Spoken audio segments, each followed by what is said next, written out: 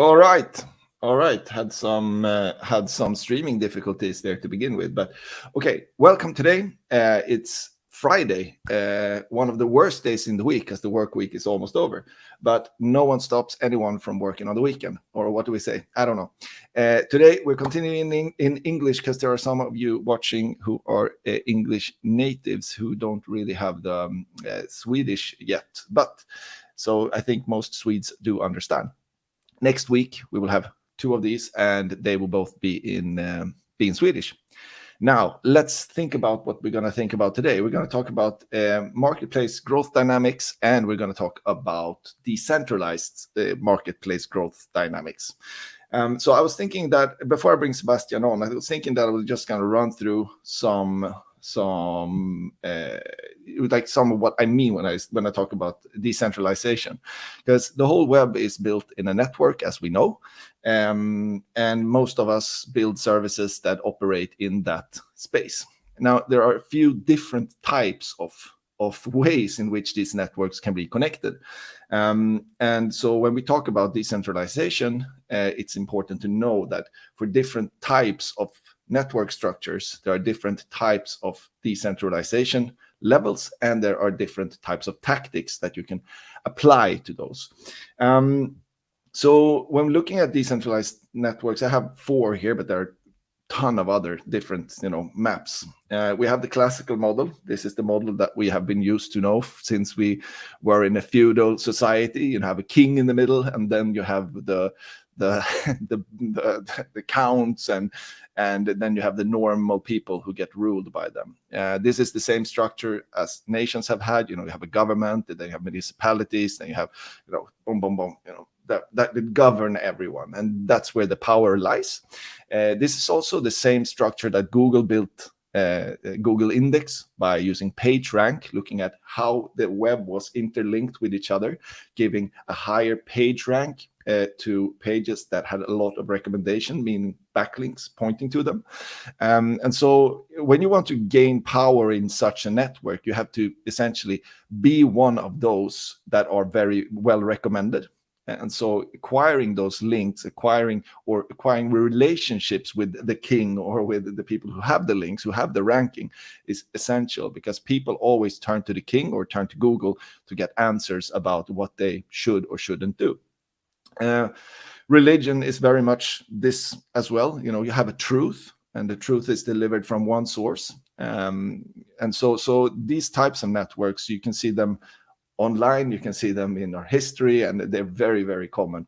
You have one important node in the middle that decides everything, or is the most influential for everyone else. Of course, you can go rogue, but if you go rogue, you get excluded from the network, and if you get excluded from the network, then you can't survive. So that's the point of this types of network. Then we started looking at another type of network. This is more like when the US started its federation of independently working states, or what we have in the EU now, where you have independent states that are working separately from each other, and they are independent to some extent, but they trade in order to get a higher living standard. Some rules are given from the center, how we can operate between each other, but we can also operate independently. This is also the case for Facebook, for example. In your friends network, you only see the friends that you have in your network, and you get delivered the most relevant within your network, the most relevant content for you to interact with. And so these are a little bit more. It's not enough to go to just like Facebook and if you're going to work tactically on these types of network, these are all indexed platforms that are social, essentially. And if you want to gain some traction here, you need to gain traction with every single identity or every single group, every single tiny network that exists, because they will exist in a vacuum amongst themselves. Their perception is that they're self-sufficient. And so it's not enough for you to have it in with the king, but you need to also have it in with all the different counts that are out there, or all the influencers, as we call them today. And it's very much based on either identity or some group belonging or something like that. And every single group has their own rules, essentially. So when you tactically approach them, you need to have like a very, like you need to be able to dig into all of these different groups of people. Then we have a new type of network that is emerging, and this is no longer a very it's no longer like a graph, that is connected, interconnected, and dependent upon each other, and you show dependencies between different nodes. But this is more like a grid system. And I know that I'm playing around a little bit with the definitions here, but for me the difference between a graph and a grid is that in the grid every single agent, every single node comes in with some kind of value, and the same kind of value they add up, and in order to solve bigger and bigger problems. And so in this case we can look at like microgrids for energy, where you connect different neighborhoods. They connect together to solve a problem of giving enough energy to everyone within that neighborhood. We have like WeChat, or very separated forums online that join forces to discuss or get the latest on Pokemon, or those are very independent, where everyone comes in with an asset, and the more assets we have, the more powerful that network becomes. But there is no dependency. I am not dependent on the influencer to tell me what to do, but everyone comes in and provide with something, and we just grow stronger together.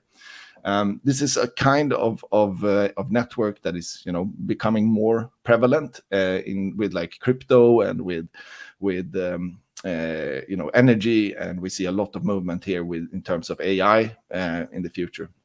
And then we have the final decentralized total grid, where we are totally disconnected from everyone else. And the only example that I see here, or that I came to think of when I did this, is the mesh network, whereas like there is this example from Hong Kong, where the rioters, or the democracy movement, or however you want to see them, they didn't want to get monitored by the Chinese state. So what they did was that they took this app and they put it in their phones, and then each phone connected to one another.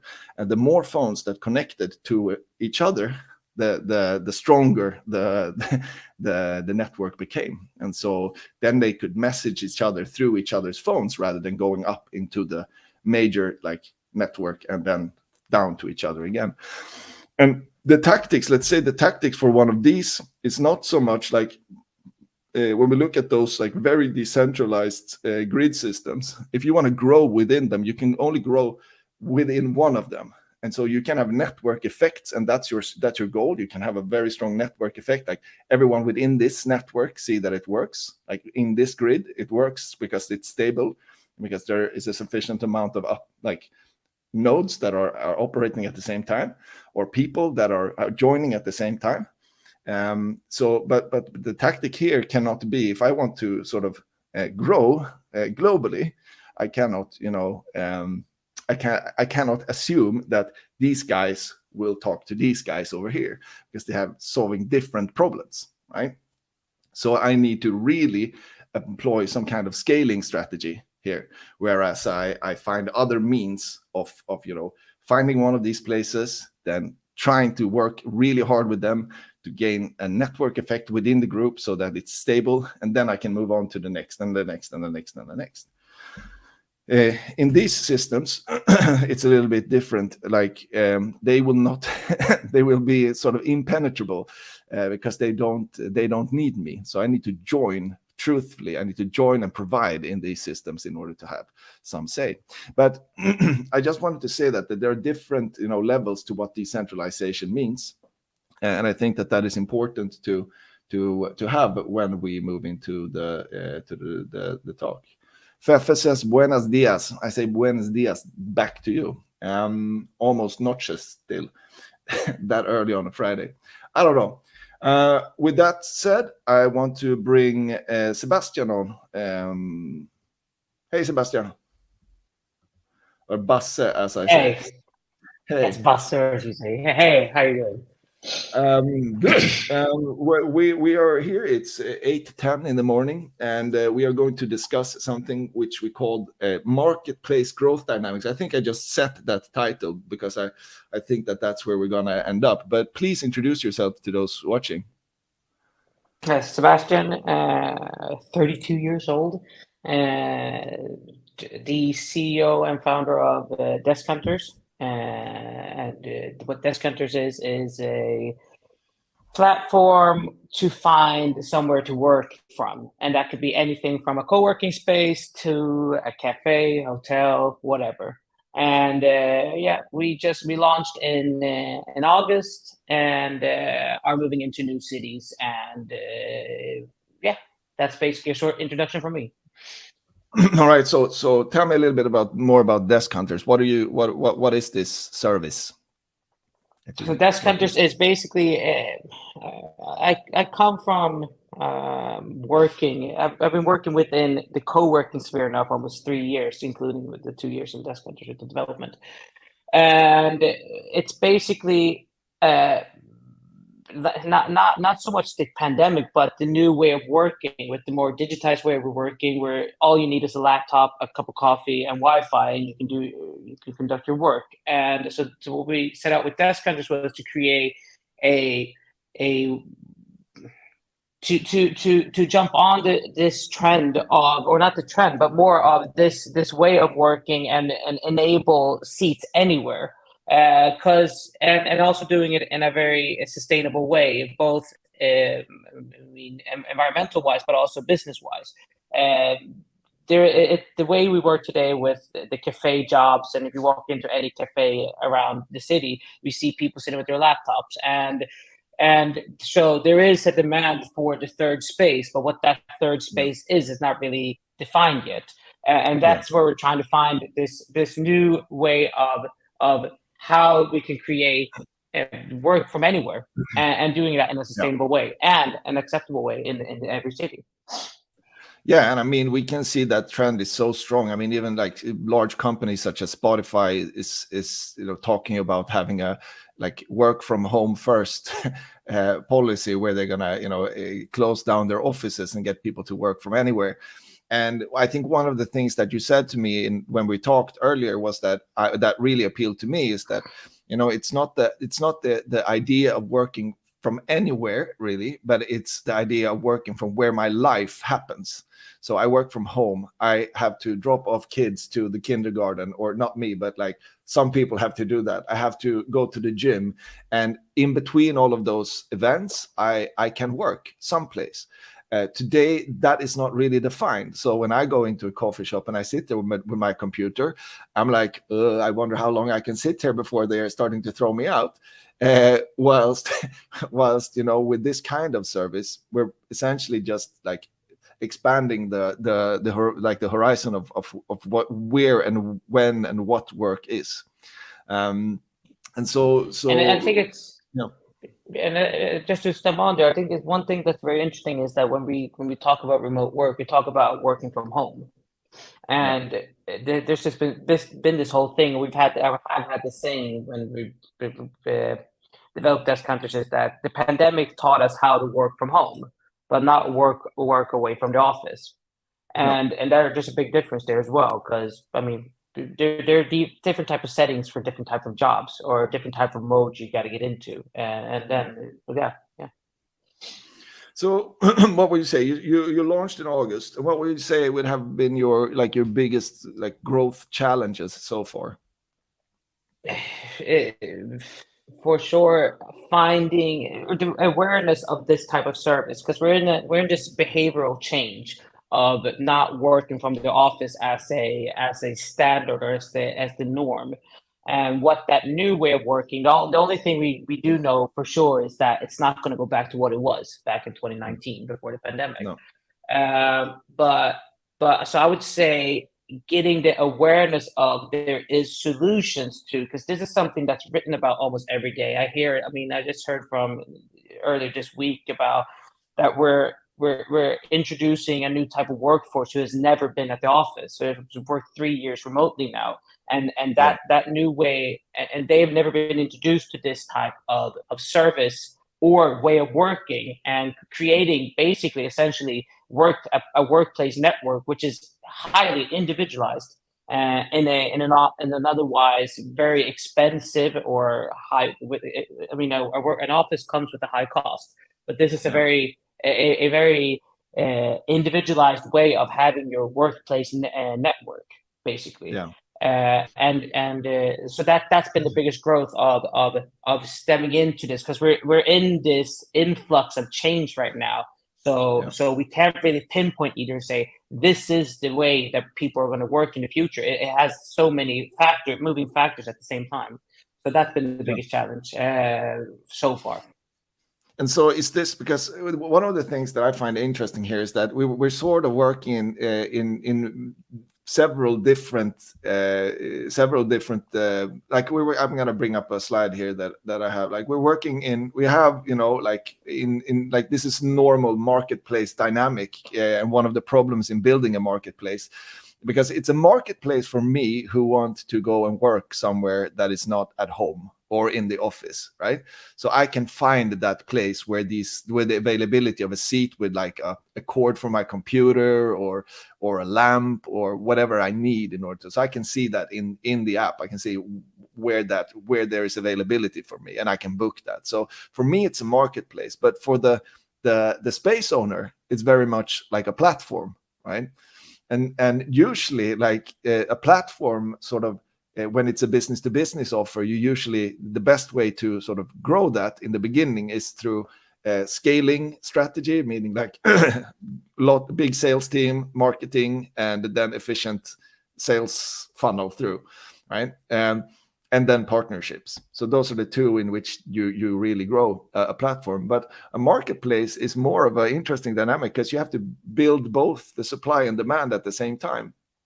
And so it's an interesting dynamic that I haven't really, I mean, I've, you know, some apps like, what is it called now again? Heya, the Teams app has a similar like dynamic in that the team is operating independently, just as a cafe or a hotel or a co-working space would just use this as a tool to get payment for different places. But there is also the dynamic of inventory. Like if I come in and there are only like a few places that are available, then I will be like, this is a poor app, this is a poor experience.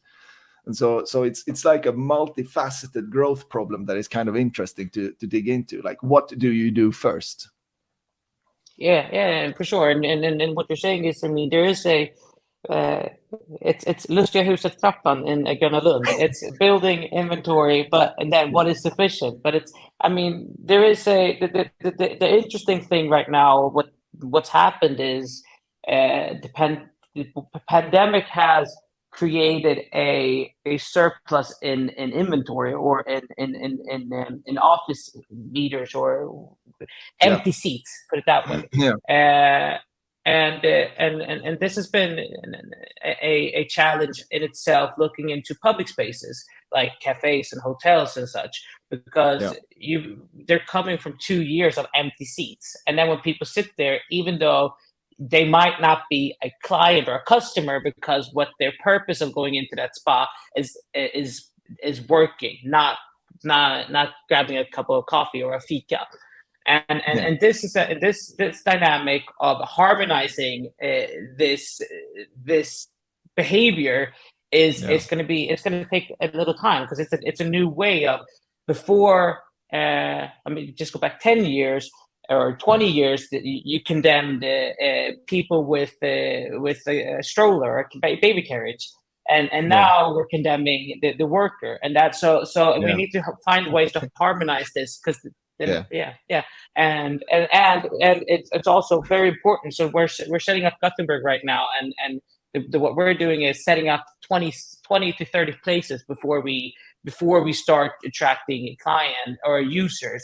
because we need that type of it. Like you say, we need that inventory, because otherwise, if it's 3 spots, then it's like, not really sufficient right now. So yeah. And I think, I mean, there are some quite like interesting historical examples of like good marketplace like launches, and I think the one that is similar to this one in terms of, you know, they have to change a behavior and they have to find that one trigger that changes behavior is like when we discussed about, you know, like the Pinterest, Airbnb kind of. They needed to have some inventory that was appealing enough for the users to feel as though this was something that was relevant to them, or comparable. In Airbnb's case, it was comparable to hotels, right? So they didn't work. Like, they were up and running. They had people posting their apartments on there, but they're taking shitty pictures. And so to change the behavior of the people on the platform, they need to show examples of, like, if you take shitty pictures of your apartment, you will not, you know, it's like any kind of demand supply. You need to make your stuff hot in order for it to go. And so they went out and do what you're doing now, to do the groundwork. Like, every early stage, you know, growth is like getting something there that is attractive enough for people to want to join, and getting your, you know, brand in essence out there. But I mean, for any kind of these, like, then it's not really this. It's not a UGC. Like, you're not doing content, you know. And although people will be adding spaces like hotels and coffee shops, they can do that independently today. Like, if I'm a coffee shop owner, right, I can go onto your platform now and I can add my cafe. I get all the material I need, and then I'm good to go, right? Yeah. So it is, in a sense, it is some kind of user-generated content that is going to go on this platform. But there is also the case that I can run it independently, regardless of using it for the traffic. So even though you don't have a user app, I could still use this to get payments. So that's sort of that's the difference between, so like, applying what Airbnb and Pinterest did would probably not be like you cannot boilerplate that. There are other options in this. Sure. Yeah, but yeah. So you say you're going into Gothenburg now, and you already exist in Stockholm, or you exist everywhere essentially, because I could join from anywhere, right? Yes, you can. Yeah. Yes, you can. But you're focusing on these cities. So where yeah. No, we'll continue.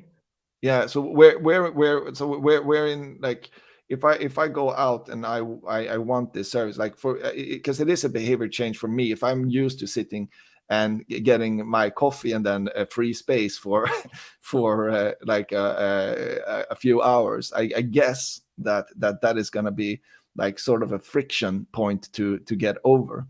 Like, have you like considered any of that? Like, I know we've been discussing, do we need to add some utility to the end user in order for them to sort of want to do this?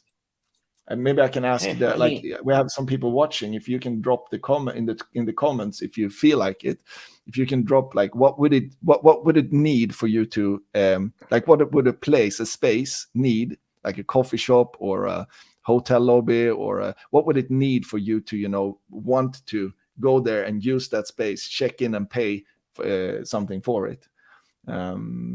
Let's there is a delay in the comments, so let's go on. Have you had any thoughts on this? I mean, for sure, and that's been the challenge regarding coffee shops and cafes, because right now you have an acceptance for buying a cup of coffee and to sit down and work. But then comes the big question: how many hours or minutes does a cup of coffee generate? Or what's the equivalent for that? So we have to, in compare, or more like the hotels or booking example, we're working with existing brands, and we have to be able to coexist with two brands in one. And so the strategy right now is to understand the drivers, or what is the want from each of these because it's basically like that grid, the grid picture you had earlier. Understanding what is the needs and the triggers for a co-working space. Why would they sign up? And then creating a way for co-working spaces to promote promote desk hunters as a service to use, and then finding, okay, where is our in this whole business environment, where do desk hunters suit? For a co-working space, it's membership generation. For a coffee shop, it could be finding those triggers as well. If we're looking at what's happening in the city, we have, I mean, the tables are shrinking in a coffee shop. All the power outlets are taped over or out of order. You set up signs between 10 and 2, you're not allowed to work, or on weekends you're not allowed to work. Or you have the example for some coffee shops that are setting up specific rooms for working and actually starting to compete kind of in the sphere of creating their own co-working space solutions. So it's about finding, and this is the whole thing of harmonizing the business models and finding. So we for one part, we probably become a marketplace and a traffic generator. For another, we become a tool to decrease the amount of seats available to work from. So if a coffee shop has this, I mean, there's starting to come a lot of articles about that it's not feasible or viable to sit at a coffee shop and work anymore, and that it could be out of money, or it could be of a culture wise. Like when you go into a coffee shop, you want to take a break, and then you see 60-70% of laptops, and that could be a way to decrease that number to 20-30%.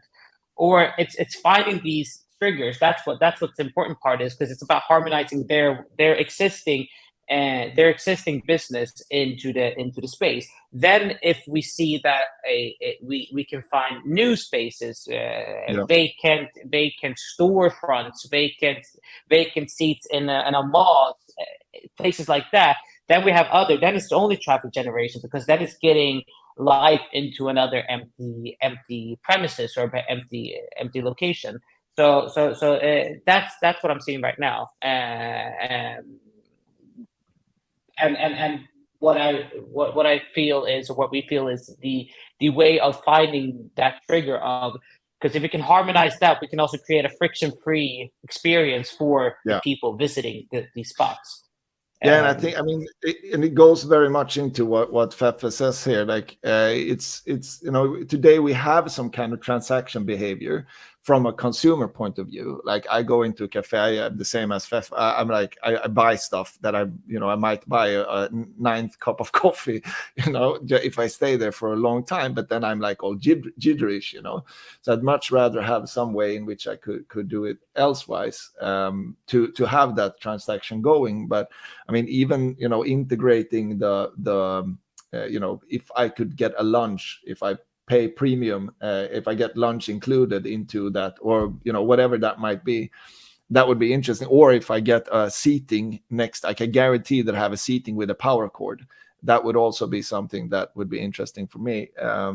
But the transaction thinking already exists there. I have another. Sorry. Go ahead.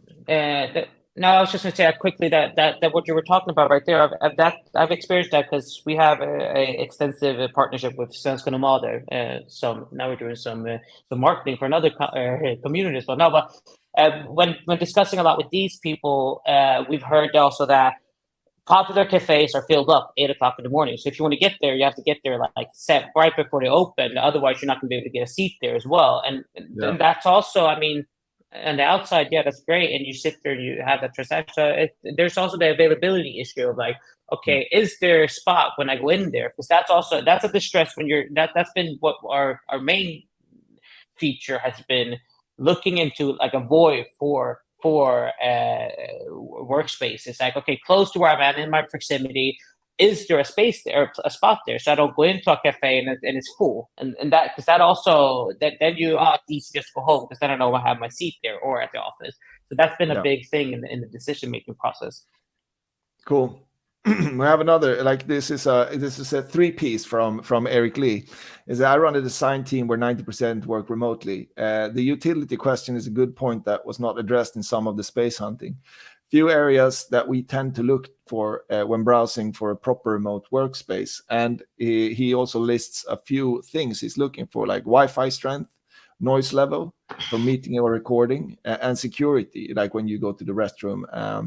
And those minor things build a complete experience. And I think it's true what he says here also, is that, like, for cafes, and I think that this is also the behavior change. Like, step one might be that they can charge for a few, like, places with a cord, perhaps, but then that as they start to mature, that to think about their own space as a space rather than a cafe with several different business models, then that, like, transition will happen, where they will say, okay, there is some kind of return for me to sort of, add stuff to the specific, like maybe put in a phone booth in a cafe, like a phone booth without a phone, or like take off a piece of it or to make Wi-Fi it into a section. meeting room.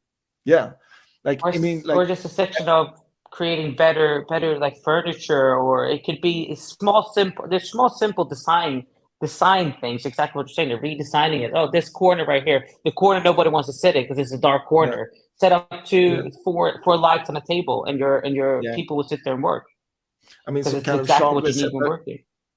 Yeah, I mean, restaurants have had the chambre séparée, or what do you call it? Yeah, so chambre séparée. And I mean, in this case, it would be, blocking off. And I mean, that would be a really sweet spot to sit and have your cafe. You can have a proper meeting in a cafe place. I mean, it's those types of things, but they will need a business model to support them. Because we're not there, so it's going to grow gradually, where the cafe or the hotel or the office space or whatever space there is gradually gets to understand that, okay, I can use my space for a lot of, and this is sort of the platform that supports that transition, because otherwise, And looking into that. Yeah. No, sorry, continue. I mean, even for the municipality. No, but even for the municipality, like, we have dead streets now because we have cafe shops and we have clothing stores. So, like, if you walk down Drottninggatan in the night, it's not very safe space because it's dead. So, but by this, you can prolong the hours that you can have open, because people want to stay there, work, and they want to work whilst their kids or are away for other activities, and then they're gonna go pick them up. We have another thing here from Emma. Possibility of community. If you got a cafe to work and are open to working with others, you could let them know. The big thing about offices disappearing is, of course, losing the social positives, energy, ideas on the fly, and so on. Being able to co-work even in a cafe setting. Now you have to sit up, or you're not noticed behind the comment. Yeah, short person problems. Yeah. No, I'm gonna bring, but I mean, I'm gonna remove the comments so that it's, but I mean, it's very true. The social aspects of this as well. I mean, the whole, I don't know what the ramifications of COVID is gonna be yet on a social level. But I mean, I'm sure it has an impact on everyone. I mean, even me, who's not a very sociable guy, I tend to really, I miss people, and I actually like being social these days. So I think that what Emma brings up is very important. Is there a future where you're going to design these social things into the app? Tell us about that. What are you in a near future? No, but we're in a very near future. No, but we're finding this. This is something. It's good that it comes up this way also, because we've been one of the biggest thing. It's been a twofold. It's been a marketplace and a community feature that we wanted to build into it and harmonize as well. Because a big thing of working remotely has always been you work by yourself, because that's what work has tended to be. But now we're seeing, because we've had the office spaces as a meeting place, you have the socialization around the coffee machine. I mean, I come from a company, Smiling Faces, where that was the biggest thing we spoke about, was that the best decisions are not made into a boardroom; it's by the coffee machine, because they would talk about it's a more relaxed conversation, and all these digital solutions, Slack, Teams, they have their benefits, but they also we are human still. I mean, Yeah. if Elon Musk gets his all his products through, it might not be human anymore, but right now at least. And the social interaction is a very big thing, and also the collaboration. And if you look at students and looking into how students have been studying for, I mean, the past 50 years at least, we've had student places where you go and you do your group work, you sit together around a community table. And so features that we want to include, and a feature that's going to come within a month, is going to be be able to see where your friends are at. Yeah. Just a small little nudge of, okay, look, there's where my friend checks in. And then we're going to also see, should we have this available for anybody to see where I'm at? Like the idea stems a little bit from the Snapchat map. Okay, they're sitting there and working right now. They're checked in and working from there. Oh, cool! I can jump down there also, and from here we can start building work groups within the app. Where like, okay, here are this group preference is to work from these types of settings, and then also finding it the other way around of how can we create communities for the cafes, because it's a twofold always. It's always also about how can we create it's basically, then it becomes more of a community channel for the space owner, if it's a cafe, a co-working space, whatever, to be able to say, oh, look, here are our VIP people who are allowed to come here, or that we can have a communication with. And I just want to stand back to one thing with security, because that's something that I also find very interesting to the question before. And we're same thing there, because this has been a challenge when talking to co-working spaces, because co-working spaces have a culture built up, and within that community or culture that the co-working space has built up, one thing that they always ask me is like, okay, yeah, but if you let somebody in and then somebody takes a computer, how do we see who's there? And we've built in some features already, that when you check in, you see in a panel, we have an admin portal, you see that everybody's checked in, who they are, and all that. But we're also going to add on the KYC process to be able to say, like, okay, we only let in people who have a verified in Sweden with BankID, or they're vetted by this group that so we're looking into harmonizing for all spaces to be able to have a security also. You know that, okay, look, that person comes in now. That is Sebastian. He's sitting there working. He checked in at 11 o'clock. So we always can have that. You can not track people, but just security wise, you full control of your space. Yeah. So yeah, we're going. I mean, it is important both for the individual and for those who operate the space. I mean, even though, I mean, if you talk about coffee places, it might not be because they are used to having strangers in there, but just knowing like who is in the space. If I'm gonna open up my office, let's say like 5 places, and people can come and work from there. Fefe adds, what I'm primarily looking for is an ergonomical working spot with good Wi-Fi, and all of what Eric says. Noise level is essential for me, but having Pods Pro and Pods Max give me double protection of noise cancelling. But the trick with paying by the hour is that it quickly adds up to the month's rent for a working spot. I believe not have no proof for it is that many laptop nomads are price sensitive, and the key is issue and it's a key issue for success. Yeah, I mean, we've been discussing this a bit as well. Like what is a fair price point, and I mean this is going to be different for different spots. Nomads, I mean, I'm like, hunting for hotel rooms, even when you're traveling around, the cheapest price is a thing. But I mean, it can go from, $1 or €1 per hour to whatever you have to have over lunch, that dynamic pricing there. It can be very different depending upon when you are going to sit there and how much you're sitting inflicts on the other business that is occurring in this space. And I mean, it will probably, just as you have surges with Uber, when a lot of people will need an Uber, the prices go up. So there will probably be some market dynamic in that too. But if I understand it correctly, currently it is the space owner that sets the price for their own space. Yeah. So then it will be So then it would be a matter between them and go ahead. Yeah, exactly. And what we've seen, I mean, our board of director had a drop-in co-working space in San Francisco that he was involved in for 8 years. He was involved for a couple of years, but they were going on for like 8-10 years. And what they saw there, because they had a top up model instead. So you had a wallet, you topped it up, and you came in, and then you checked out, and you built a pay as you use model. So our model is basically a set hour for 30 minutes. Then it runs on by the minute. And what they saw there, that on average a person sits around 3 to 4 hours. While they're working on a spot. So there is the success in this the behavior, I would say, is that no, if using DeskHunters every day, it's going to be more expensive than sitting at a co-working space or at a membership where you find a spot to work from.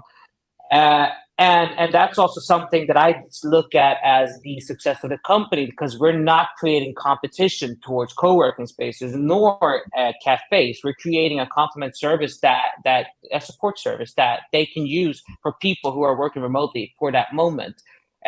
So it's a very long tail product, and that's also where there's a low active usage in a lot of cities, and that.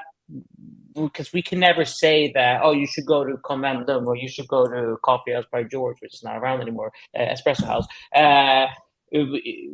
We can only say, oh, you can work from here and here, and it's on your choice. And this is the setting of how to create that behavior and those nudges and finding the right X for the right people.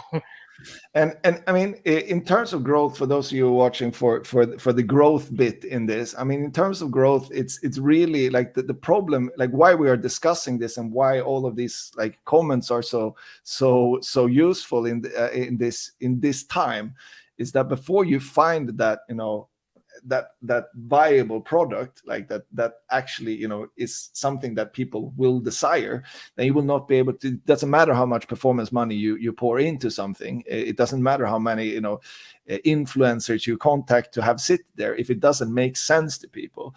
And so talking to like people, coffee shop goers, talking to coffee shop owners or hotel owners or co-working space owners to see like what should this service be designed around is really important. And to do that in a live setting, like where like the service is launched, but it's being developed to find that product market fit that will make it, you know, grow on its own, because it will be desired by people.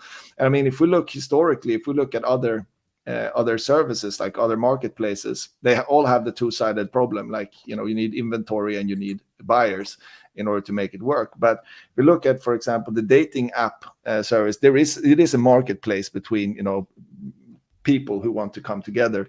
And so it's a demand and supply thing. And what most of them figured out was that the thing that made it work was to get the women on there. And so what they did was that they started incentivizing women on the platform. So they made tons of I know Match.com, that was the first, you know, really booming service in this space globally. They were doing all these interviews, like, how do we make one of these spaces feel safe? Because they found that safety was very important. Like, how do we make it safe for women to join? And if we can do that, what kind of extra features, or what kind of features should we give to women for free that men will pay for? And so this was the tactic, that they were increasing the number of incentives for women. And Tinder was doing this as well in the beginning. Like women had access to the equivalent of gold membership when they joined, where they could see who had liked them and all of this, like all of that kind of stuff, because they knew that if they got the women on the platform, then the guys would surge. And then, you know, so that was the growth dynamic. And then it grew into other like sexuality preferences and things like that, because they became a brand based on that. If we look at the retail sites, what they realized was that they had to be deep in very niched categories, so that their launch strategy became, you know, I'm going to go to this category, like people who are really into romantic novels, and then they needed depth in that one category for everyone who came onto the platform to see that, oh wow, there is a lot, and they could find things that they couldn't find elsewhere. And so that created that had to do with a lot of like grunt work to come up with that. I mean, that was not a truth. Maybe it's a truth today, and it's pretty logic to see that if you have depth in one category, that network that is interested in that category will find your service useful. But that was not the case back then. And so incentivizing, people who even have one book to put the book up for sale is something that you do in a retail site or like in a warehouse retail site online, such as Amazon, hotels, or wherever, affiliate sites as well. You need depth to be able to give that to someone. And I mean, so their initial strategy here is essentially sourcing and scaling, sourcing and paying marketing, to get the job done. And then finally, in terms of what the user-generated content type of marketplace needs to be good at, is a curation of inventory. So in Amazon, for example, with books, they didn't need to put the most popular book on top. Maybe for the masses, but not in the beginning when they were attracting early adopters and nerds. They needed to put like a random book on top that was like unknown to them and that other people had read and liked. But they didn't need to put the most popular on top. In the case of Airbnb and Pinterest, they need to put the prettiest stuff on top, curate, like let the users curate what is the most popular, because that is what's going to drive the growth of the platform. And so if we go back, like in the first two, it's as a matter of inventory in very like cynical like point of view, but it's a matter of like quality inventory and then in-depth inventory, and then it's a matter of curation of all the content that is being posted. And so these are, this is the funny thing about working with marketplaces, is that it's always something different. Like when we're working in this case with changing behavior, at the same time as we're launching a marketplace or a platform or what it is that we're launching, what is going to be that limitation? What is going to be that focus point? What is that thing that people will crave this for? If it is what Eric said about security or Wi-Fi, or if it is community that Emma said, or what Fefe mentioned about finding a noise cancel space or some place that is priced the right way.